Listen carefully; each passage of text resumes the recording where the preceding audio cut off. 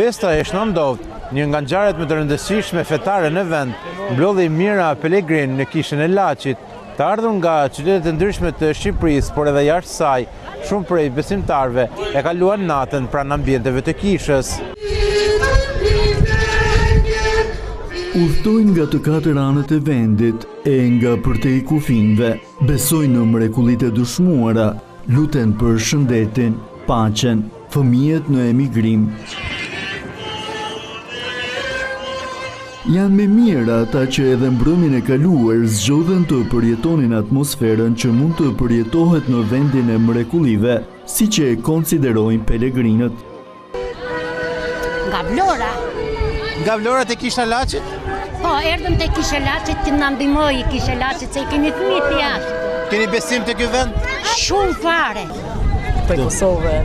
Do kalosh natën këtu? Po. Ke besim te kisha Laçit? Po shumë vani mirë, shumë. 2-3 herë në vetë vim këto. Unë jam musliman, po është një ditë e shenjtë. Më ka zi shumë problem të veni shenjtë.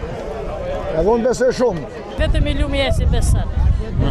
Se ka dhënë rezultate shesh sa faleminderit Zotit e Krishtit. Me bindjen se nga ky vend lutjet pranohen, të krishterë e musliman adresojnë lutjet e tyre me shpresën në pranim dhe mrekullitë e ndodhura me ndërmjetësimin e Shnandovt.